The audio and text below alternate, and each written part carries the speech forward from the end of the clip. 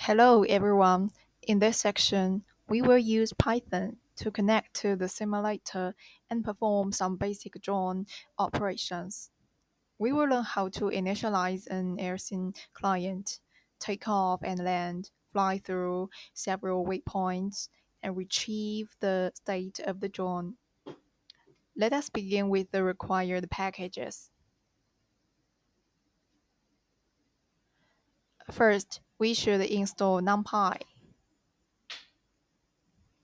NumPy is commonly used for numerical computation, coordinate processing, sensor data, and trajectory planning. Next, we import several libraries which have been already packaged in our project. If this doesn't report any error, the environment has no problem. After importing the packages, we create an instance of multi-rotor client.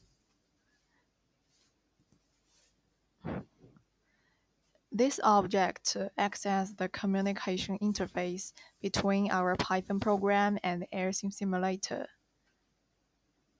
The confirm connection checks whether the Python program has successfully connected to AirSim. Before running this notebook, make sure that the AirSim environment is already open. Once the connection has been established, we can begin controlling the drone. The first example demonstrates takeoff and landing. We use enable API control and set it to true. This command transfers control to the API. We then call disarm with the value true. Arming means enabling the drone's motors and preparing the vehicle for flight. It is similar to the safety procedure used with a real multi-rotor aircraft.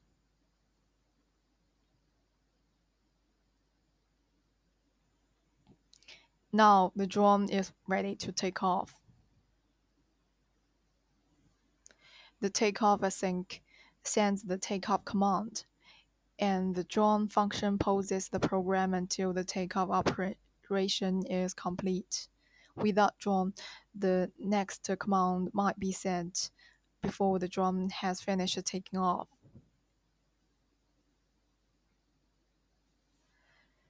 To land the drone, we use land async.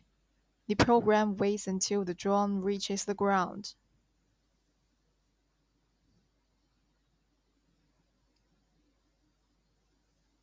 The next example introduces waypoint flight, which is also called off-board control. As before, we reset the simulator, enable API control, arm the drone, and take off.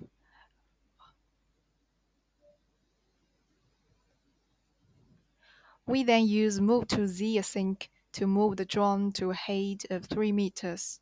AirSim normally uses the NED coordinate system. In this coordinate system, the positive Z direction points downward.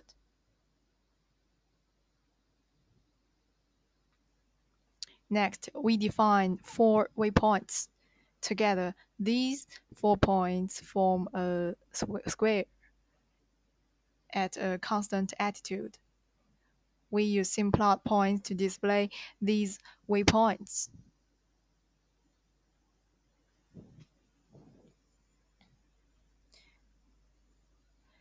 The notebook demonstrates 2 ways to follow the square trajectory. In the first method, we call move to position sync separately for every waypoint. For each command, we provide the x, y, and z coordinates, followed by the flight speed.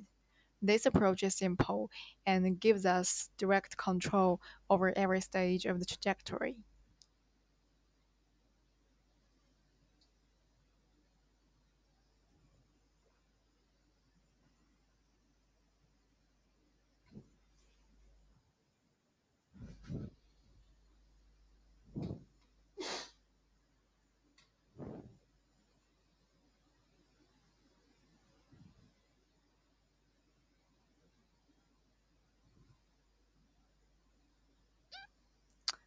And in the second method, we provide the complete waypoint list to move on past the sync.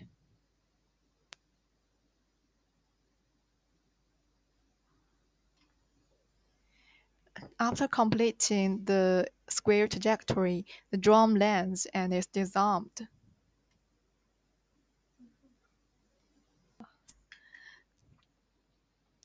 The final part of this notebook shows how to read the drum state.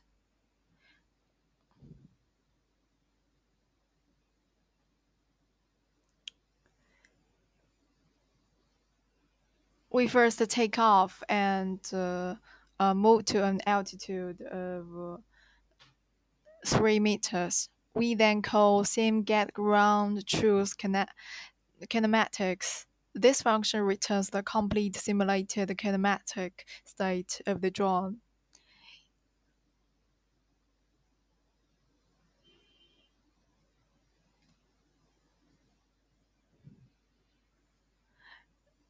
As you can see, it includes position, linear velocity, linear acceleration, orientation, angular velocity, and angular acceleration. The program reads and prints the state twice with a 1 second delay. This allows us to observe how vehicle state can be collected repeatedly over time. And the notebook also uses sim get vehicle pose. This function uh, returns the current position and orientation, but it doesn't provide velocity or acceleration.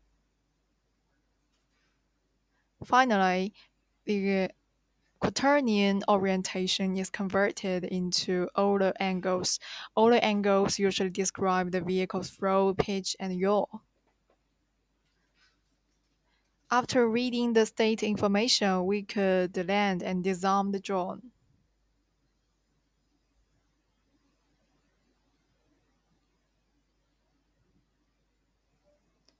And that's all. Thank you.